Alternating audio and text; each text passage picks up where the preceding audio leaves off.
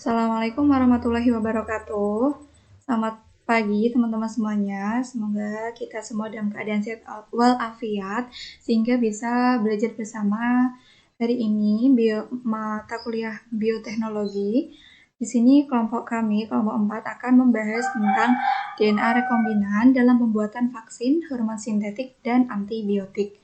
Nah, sebelum itu mari kita membaca basmalah bersama-sama untuk memulai belajar hari ini. Bismillahirrahmanirrahim. Baik, selanjutnya kita perkenalan dulu. Nama saya Eva Fadilatul Fitriana dan ada teman-teman saya, Rizky Fauzi, Mutia Farisa, Fahmi Nurdiansyah, dan Renita Sehera. Nah, di sini kami akan membahas beberapa penjelasan, yaitu mengenai DNA rekombinan. Yang pertama, cara pembuatan dan penggunaan vaksin. Yang kedua, cara pembuatan dan penggunaan dari hormon sintetik. Yang ketiga, cara pembuatan dan penggunaan dari antibiotik. Dan yang terakhir, kelebihan, kelemahan dari penggunaan vaksin, hormon sintetik, dan antibiotik. Apa sih DNA rekombinan itu? Nah, DNA rekombinan merupakan proses memanipulasi, mengisolasi, dan mengekspresikan suatu gen ke dalam organisme yang berbeda. Nah, proses ini akan menghasilkan kombinasi baru dari materi genetik melalui penyisipan molekul asam nukleat ke dalam suatu sistem DNA vektor, baik berupa plasmid bakteri ataupun virus ataupun yang lainnya, kemudian memasukkan vektor ini ke dalam sel inang yang akan menghasilkan suatu produk gen dalam jumlah yang banyak. Nah, jadi prinsip dasar dari DNA rekombinan ini yaitu melakukan perubahan materi genetik susunan asam nukleat yaitu DNA dan menyelipkan gen baru ke dalam struktur DNA organisme penerima. Nah, di sini DNA rekombinan ini memberikan banyak manfaat bagi kehidupan manusia, salah satunya yaitu dalam bidang medis, menemukan beberapa jenis obat-obatan, vaksin, dan lain-lain. Nah, salah satunya contoh yang sering kita lihat yaitu DNA rekombinan ini sangat dekat dengan kehidupan kita ya. Baik yang pernah kita jumpai ataupun tidak, tapi kita pastinya pernah dengar kan. Nah, salah satunya ini insulin. Insulin itu merupakan obat untuk penyakit diabetes. Nah, insulin ini itu kita bisa dapatkan dalam tubuh manusia gitu kan. Nah, lalu apakah kita harus mengorbankan insulin orang yang masih sehat untuk orang yang terkena penyakit diabetes? Apakah seperti itu? Nah, tidak ya teman-teman. Jadi kita kita menggunakan bakteri, kita memanfaatkan bakteri, lalu kita memproduksi insulin tersebut dengan cara memasukkan dan mengintegrasikan gen insulin ke dalam bakteri tersebut. Jadi kita tidak perlu susah-susah mengambil insulin orang yang sehat untuk orang yang terkena penyakit diabetes. Nah, untuk lebih jelasnya lagi, mari kita simak penjelasan dari rekan-rekan saya mengenai cara pembuatan, penggunaan vaksin, hormon sintetik, antibiotik, dan kita akan menjelaskan penjelasan yang pertama, yaitu dari saudari Renita. Silahkan. Baik, kemudian saya akan menjelaskan materi yang selanjutnya, yaitu saya akan membahas tentang bagaimana cara pembuatan vaksin dan cara pemberian atau penggunaan vaksin. Nah, vaksin sendiri menurut Peraturan Menteri Kesehatan Nomor 42 Tahun 2013 adalah antigen berupa mikroorganisme yang sudah mati atau masih hidup tapi dilemahkan, masih utuh atau bagiannya, yang telah diolah berupa toksin, mikroorganisme yang telah diolah menjadi toksoid. Protein rekombinan yang bila diberikan kepada seseorang ini akan menimbulkan kekebalan spesifik secara aktif terhadap penyakit infeksi tertentu. Nah, dengan berbagai kemajuan teknologi yang ada, ini terdapat kemajuan teknologi DNA rekombinan, di mana dikembangkan vaksin ini generasi DNA rekombinan ini termasuk dalam generasi keempat, yaitu di mana contohnya ada vaksin DNA. Nah, sebelumnya Saya akan bahas nomor 1, yaitu adalah vaksin rekombinan. Nah, vaksin rekombinan ini dibuat melalui teknologi DNA rekombinan yang pada dasarnya merupakan teknologi pengklonan gen yang direkayasa lebih lanjut untuk menghasilkan produk protein yang diinginkan. Nah, pengklonan gen adalah suatu proses memasukkan DNA atau gen asing ke dalam suatu sel inang. Dengan ini, gen dilakukan dengan cara menyisipkan gen membentuk suatu DNA rekombinan yang dengan bantuan vektor. Nah, vektor sendiri itu adalah molekul yang dapat membawa media transportasi DNA asing ke dalam sel. Nah, tujuan pengklonan gen adalah memperbanyak gen yang identik. Pengklonan yang ingin diperbanyak ke dalam vektor untuk mampu bereplikasi di dalam sel inang. Nah, di sini ada 4 tahap utama dalam pengklonan gen. Yang pertama ada konstruksi DNA rekombinan. Kemudian yang kedua ada transformasi. Kemudian yang ketiga ada seleksi sel klona, dan keempat adalah pengisolasian klona DNA rekombinan yang membawa gen yang diinginkan. Ini adalah contoh proses pengklonan gen. Nah, di mana pada proses ini terdapat donor DNA dan vektor. Nah, vektor DNA donor ini akan dicerna, yaitu dengan enzim. Ini adalah enzim restriksi. Nah, kemudian terjadinya pencampuran atau mixing ini. Setelah itu, DNA ligase ditambahkan. Nah, DNA ligase ini untuk menggabungkan 2 potongan DNA, yaitu DNA target dan juga DNA plasmid. Nah, kemudian setelah itu, nanti akan terbentuknya yaitu adalah molekul DNA rekombinan. Nah, setelah itu, DNA tadi dimasukkan ke dalam sel bakterial. Nah, sel bakterial ini kemudian ada di bawahnya ini ada bakteri atau kromosom bakteri. Nah, setelah molekul DNA rekombinan ini nantinya akan mereplikasi dan sel akan membelah dan akan membentuk menjadi klon atau klona tadi. Nah, selanjutnya penjelasan yang selanjutnya yaitu adalah vaksin plasma DNA atau plasmid DNA vaksin. Nah, vaksin ini dibuat berdasarkan isolasi DNA mikroba yang mengandung kode antigen yang patogen. Nah, antigen sendiri itu merupakan sistem yang merangsang sistem imunitas tubuh untuk menghasilkan antibodi. Dan patogennya itu adalah bakteri atau virus parasit itu sendiri. Nah, berdasarkan hasil percobaan pada binatang menunjukkan bahwa vaksin DNA itu baik virus dan bakteri ini merangsang respon humoral dan seluler yang cukup kuat sehingga penelitian klinis pada manusia saat ini sedang dilakukan. Nah, transfer DNA plasmid ini secara langsung dilakukan ke dalam jaringan mencit. Sebelumnya saya menjelaskan terlebih dahulu tentang humoral dan seluler ya. Nah, respon humoral itu diperantarai sel B yang menghasilkan antibodi yang bekerja di cairan luar sel.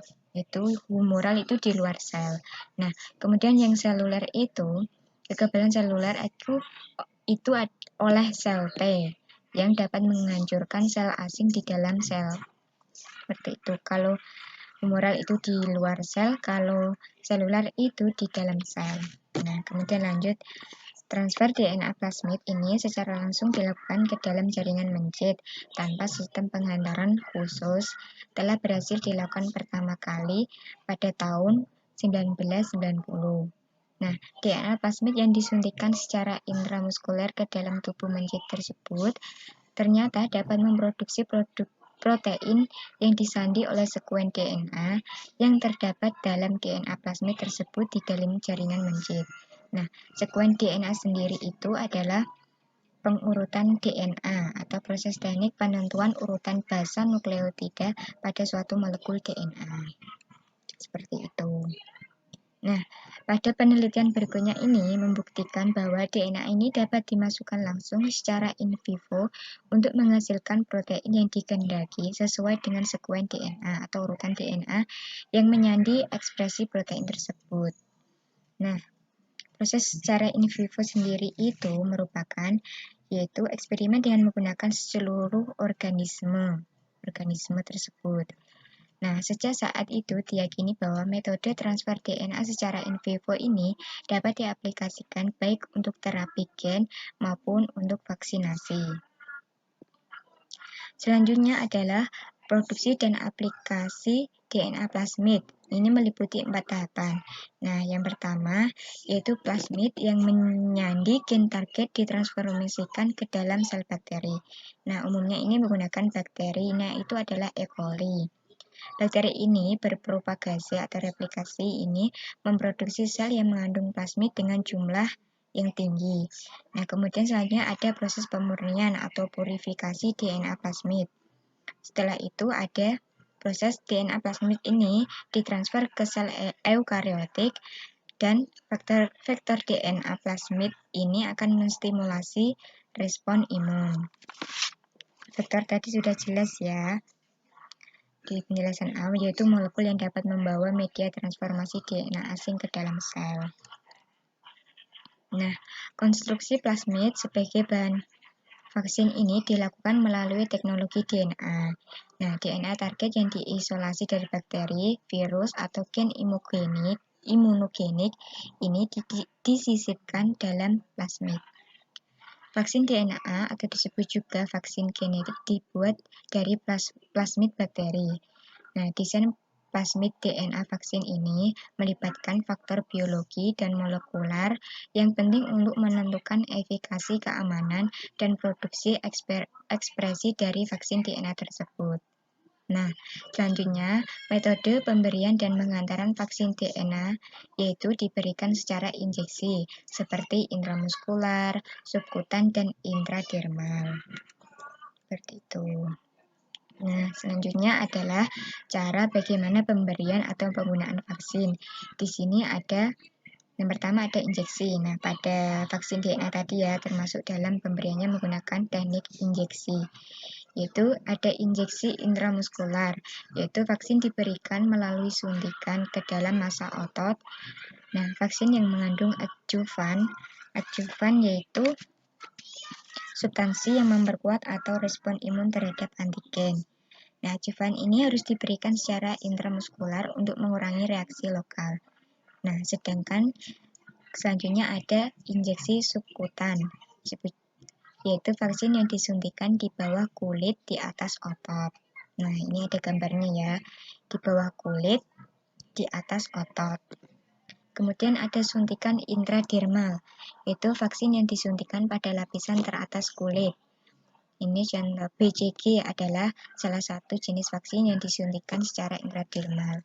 Nah, BCG sendiri itu merupakan Bacillus calmette guerin, yaitu vaksin untuk mencegah TBC.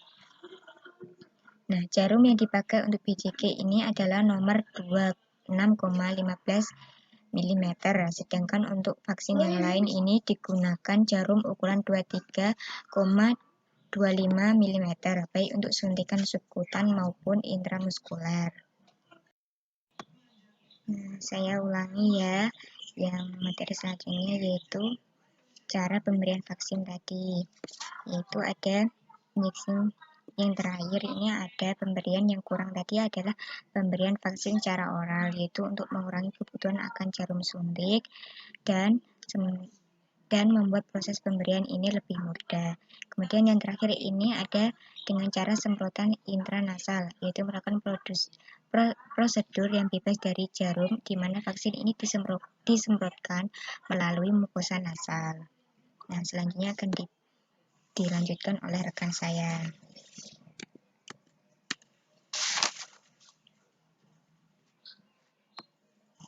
Nah, selanjutnya ada hormon.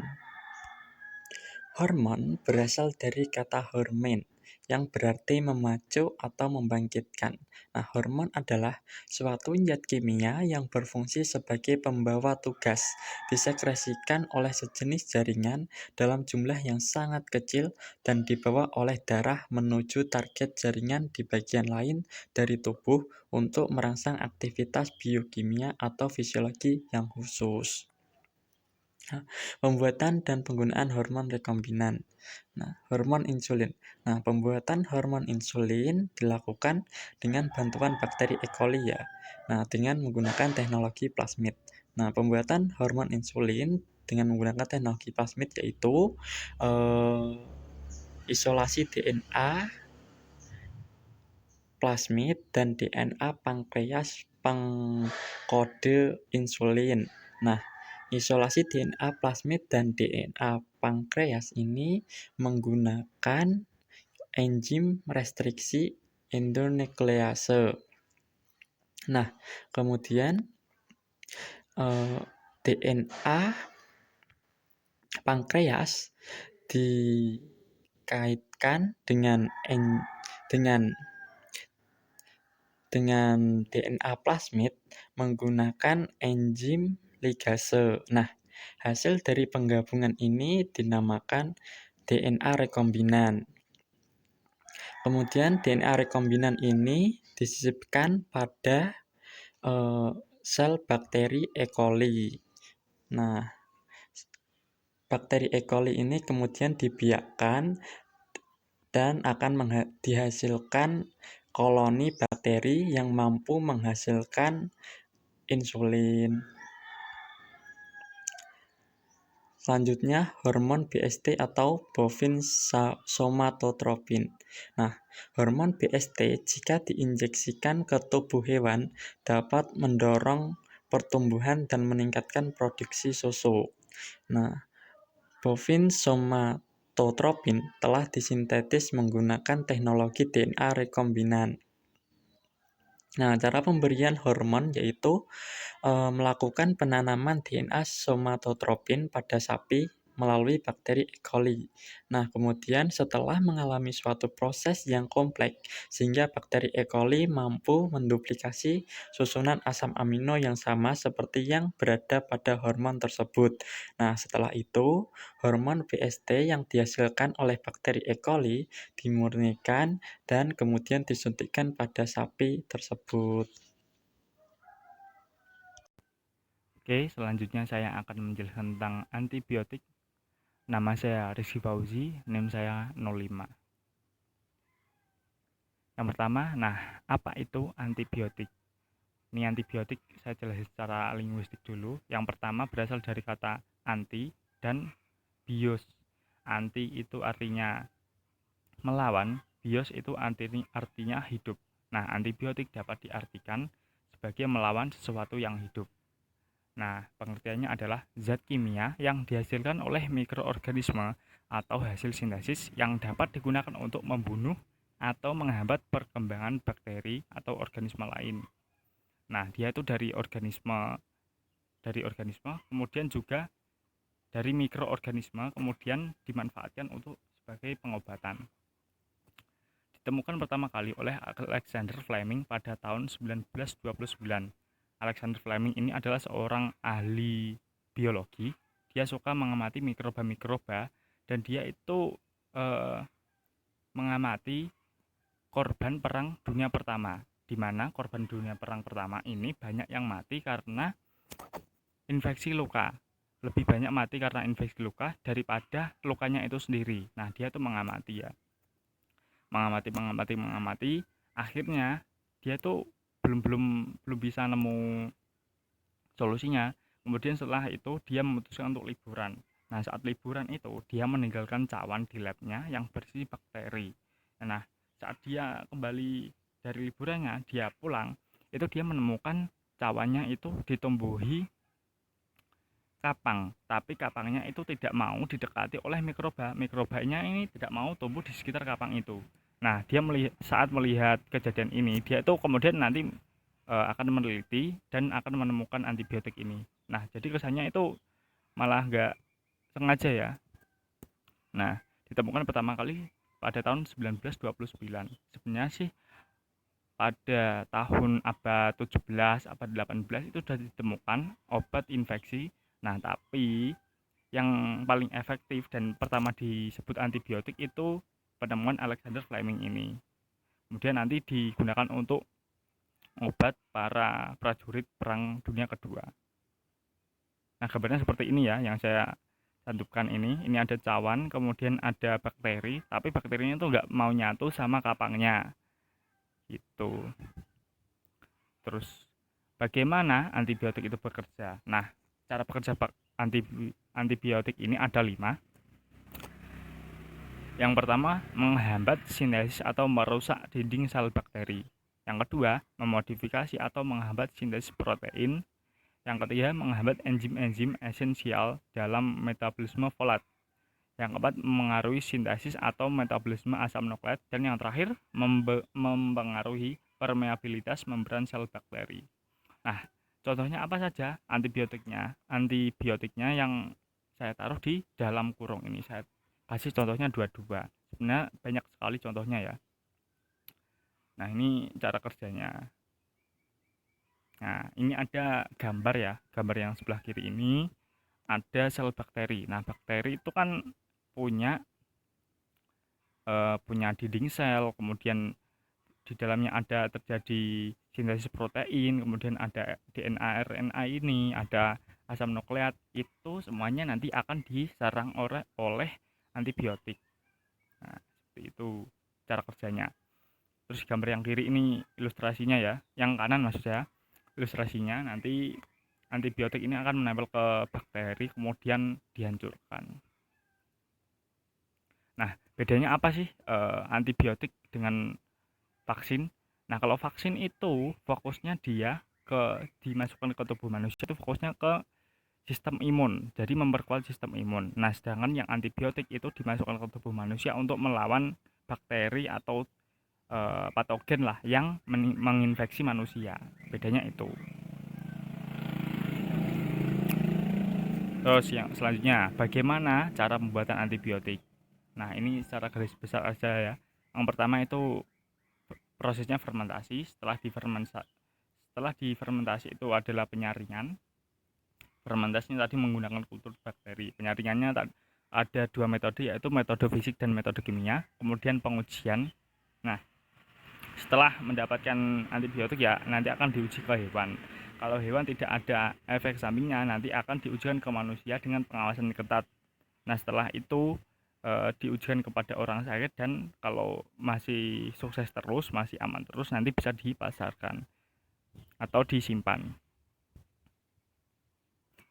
Nah, apa saja contoh antibiotik? Nah, antibiotik ini dapat yang dari alami ya, itu bisa berasal dari bakteri dan jamur. Nah, bakteri contohnya apa? Ada Actinomycetes. Nah, bakteri ini dapat menghasilkan antibiotik antara lain Cephaminis, Erythromyces, Gentaminis, dan sebagainya. Ini banyak ya. Kemudian yang dari fungi contohnya adalah Penicillium notatum yang memproduksi penisilin dan cephalosporin. Nah, ini saya ambil contohnya. Sebenarnya banyak sekali contohnya, dan yang saya ambil ini. Nah, kemudian saya berikan contoh tahap pembuatannya ya. Tahap pembuatan penisilin. Penisilin itu apa? Penisilin itu adalah sebuah obat infeksi saluran pernafasan dan saluran pendengaran telinga. Nah, ini ada gambarnya ya. Gambarnya ini seperti ilustrasi lah yang untuk perbuatannya. Yang pertama itu dimasukkan ke tabung besar dengan penyesuaian, kemudian diaduk, terus fermentasi, terus kemudian disaring 2 kali sehingga menghasilkan penisilin. Yang pertama persiapan media. Nah, medianya itu menggunakan air rendaman jagung, banyak itu ya. Kemudian ada glukosa, kemudian juga ada garam. Yang selanjutnya ada sterilisasi menggunakan autoclave pada suhu 120 derajat Celcius dan tekanan 30 atau 2 kali tekanan atmosfer. Kemudian selanjutnya ada fermentasi. Nah, fermentasi ini nanti disesuaikan untuk suhunya itu 20 sampai 24 derajat Celcius, pH-nya 6 sampai 6,5 dan tekanannya 1,02. Kemudian ada biomass removal, yaitu pemisahan. Nah, atau pemisahan atau penyaringan menggunakan alat filtrasi rotary vacuum filter. Kemudian selanjutnya adalah acidification atau penambahan bahan-bahan kimia ya, yaitu amil asetat yang berfungsi untuk memisahkan penisilin dengan kotoran lain. Next, ada ekstraksi. Nah, ekstraksi ini ya seperti apa ya? Seperti dibersihkan kembali, dipisahkan kembali, setelah itu dicampur lagi dengan bahan kimia, yaitu campuran larutan asetat, fosfat buffer, dan kloroform. Nah, penisilin tadi dicampur semua larutan itu, kemudian ditambah lagi dengan larutan sodium bikarbonat. Nah, setelah itu akan menghasilkan penisilin sodium salt. Nah, setelah itu akan dimasukkan di sentrifugasi dengan basket centrifugation. Nah, barangnya yang mana? Yang ini basketnya. Terus kemudian tadi apa ya, alatnya filtrasi tadi rotary vacuum filter, itu yang ini, yang atas itu. Kemudian tubular blow ini untuk ekstraksi, barangnya itu alatnya itu yang ini, yang bawah. Kemudian setelah penisilin diproses sekian panjang itu, kemudian dilakukan pengeringan. Nah, kandungan air akan menguap ya, akan hilang sehingga menghasilkan bubuk garam penisilin. Nah, setelah itu selesai dan dapat disimpan. Itu alurnya pembuatan penisilin. Nah, untuk penggunaan antibiotik itu bagaimana caranya? Yang kedua, ini saya ambil 2 peraturan ya. Yang pertama aturan dari WHO dan aturan dari Kemenkes. Ini yang dari WHO tahun 2022, yaitu yang pertama sesuai dengan gejala atau tanda penyakit. Kemudian pengobatan berdasarkan pemeriksaan yang akurat, yaitu diperiksa langsung oleh dokter. Kemudian dosis yang diberikan sesuai perhitungan yang tepat. Waktu pemberian sesuai interval, misalnya untuk pemakaian 3 kali sehari dilakukan selang 8 jam. Itu dari WHO tahun 2002. Kemudian ada Kemenkes peraturan tahun 2011. Yang pertama ada antibiotik terapis empiris. Nah, ini apa ya? Penerapannya ya oleh Kemenkes. Yang pertama, antibiotik terapi empiris digunakan untuk kasus infeksi yang belum diketahui dengan jelas penyebabnya. Kemudian yang kedua ada antibiotik terapi definitif. Ini sudah diketahui penyebabnya ya, penyebab infeksi. Kemudian antibiotik terapi profilaksis bedah diberikan sebelum, saat, dan hingga 24 jam setelah operasi. Nah, ketiganya ini, maksudnya saya kedua yang pertama, yang terapi empiris sama terapi definitif itu bisa diberikan secara oral maupun parenteral. Oral berarti dari mulut, itu bisa berupa pil atau cairan ya. Kalau parenteral itu disuntikan ke aliran darah.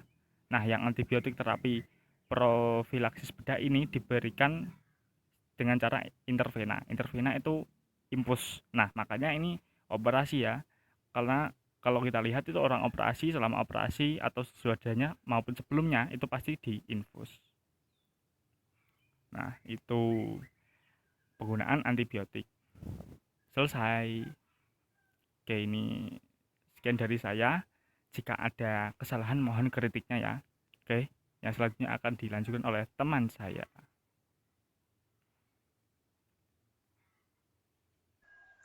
Perkenalkan, nama saya Nudia Farisal. Di sini saya akan membahas tentang kelebihan dan kelemahan penggunaan vaksin, hormon sintetik, dan antibiotik pada bidang kesehatan. Yang pertama adalah vaksin. Nah, apa kelebihan vaksin itu? Kelebihan vaksin ini dapat membantu sistem kekebalan tubuh untuk dapat mempelajari cara melawan penyakit secara tepat guna dan permanen. Nah, vaksin ini selain dapat merangsang respon imun humoral melalui pembentukan antibodi, juga dapat merangsang imun seluler melalui aktivitasi sel. Nah, keuntungan lainnya dari vaksin DNA ini yaitu yang pertama, plasmid DNA mudah diproduksi dalam jumlah yang besar, secara lebih ekonomis dalam waktu yang lebih cepat dibandingkan dengan vaksin konvensional. Yang kedua, DNA sangat stabil, tahan terhadap perubahan suhu sehingga lebih mudah untuk disimpan dan didistribusikan. Yang ketiga, sekuen DNA dapat diubah dengan mudah dalam laboratorium, sehingga vaksin DNA dapat disesuaikan dengan perubahan mikroorganisme patogen. Yang keempat, dapat direkayasa gabungan beberapa plasmid DNA yang memiliki spektrum luas untuk beberapa epitop antigen. Yang kelima, vaksin dapat terbukti dapat meningkatkan imunitas tubuh terhadap virus dan bakteri dalam waktu yang sangat lama. Nah, sedangkan pemberian vaksin seringkali menimbulkan efek samping, namun biasanya minor dan akan menghilangkan dalam 1 atau 2 hari. Nah, ini ada beberapa efek samping tersebut. Yang pertama yaitu rasa gatal dan tidak nyaman pada area bekas suntikan.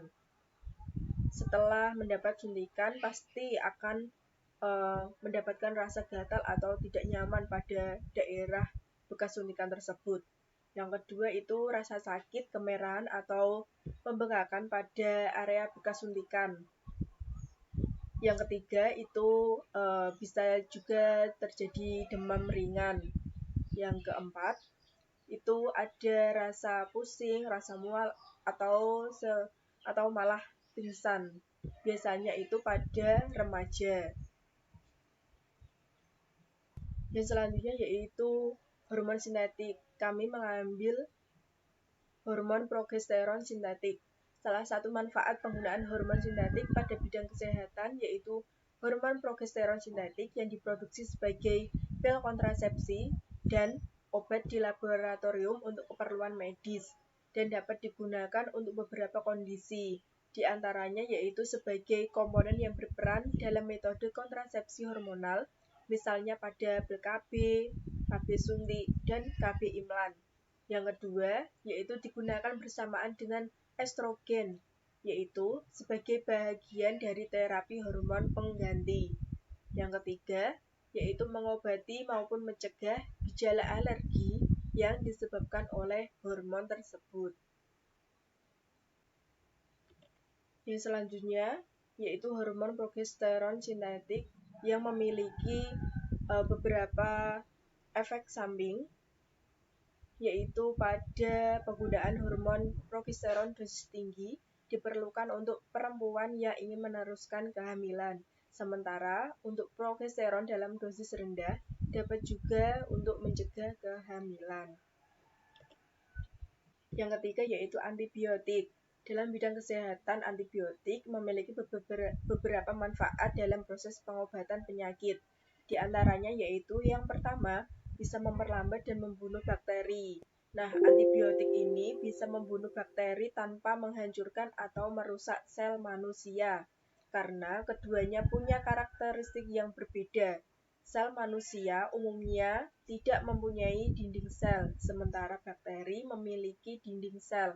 Tanpa dukungan dari dinding sel ini, tekanan di dalam sel akan membesar dan menyebabkan membran jadi pecah. Sementara antibiotik makrolida memengaruhi ribosom, mesin pembangun protein sel bakteri. Yang kedua yaitu antibiotik bisa mencegah terjadinya infeksi. Manfaat lainnya, antibiotik bisa mencegah terjadinya infeksi. Antibiotik bisa dipakai untuk mengobati infeksi bakteri seperti infeksi tenggorokan dan urin. Antibiotik ini juga diresepkan untuk mencegah infeksi saluran kemih. Ada beberapa contoh antibiotik yang diresepkan untuk mencegah infeksi. Namun, antibiotik tidak bisa dipakai untuk melawan infeksi akibat virus atau jamur. Antibiotik ini umumnya dipakai untuk melawan infeksi bakteri. Yang ketiga yaitu antibiotik bisa mencegah bakteri berkembang biak. Antibiotik ini bisa mencegah bakteri berkembang biak. Misalnya, antibiotik berjenis tetrasiklin dan eritromisin. Ketika bakteri tak bisa lagi bereproduksi dan jumlahnya berkurang drastis, ini merupakan kesempatan terbaik bagi sistem kekebalan tubuh untuk menyerang dan membunuh bakteri. Perlahan-lahan akan berangsur sembuh ketika rutin mengkonsumsi antibiotik. Itu efek samping penggunaan antibiotik. Masing-masing tipe dan golongan antibiotik ini dapat menimbulkan efek samping yang berbeda.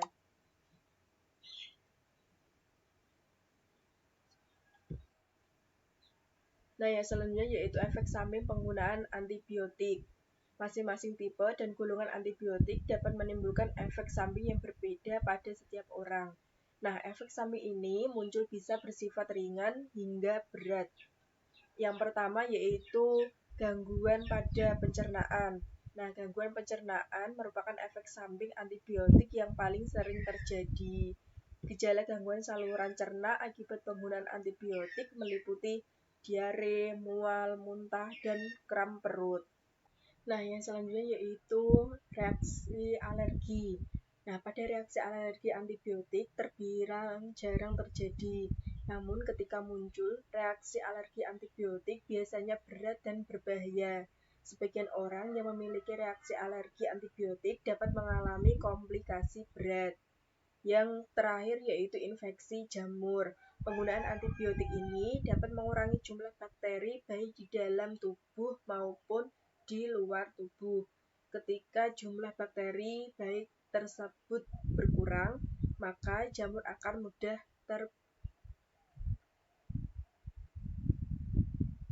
Nah, yang kedua yaitu reaksi alergi. Reaksi alergi antibiotik ini terbilang jarang terjadi. Namun ketika muncul, reaksi alergi antibiotik biasanya berat dan berbahaya. Sebagian orang yang memiliki reaksi alergi antibiotik dapat mengalami komplikasi berat. Yang ketiga yaitu infeksi jamur. Penggunaan antibiotik ini dapat mengurangi jumlah bakteri di dalam tubuh. Ketika jumlah bakteri baik tersebut berkurang, maka jamur akan mudah tumbuh.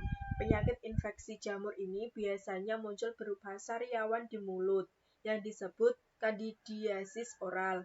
Pada wanita, efek samping antibiotik ini bisa berupa infeksi jamur vagina yang menimbulkan keluhan gatal dan perih pada vagina. Nah, sekian pemaparan dari kelompok kami. Apabila ada kekurangan atau kesalahan, kami meminta mohon maaf sebesar-besarnya. Wassalamualaikum warahmatullahi wabarakatuh.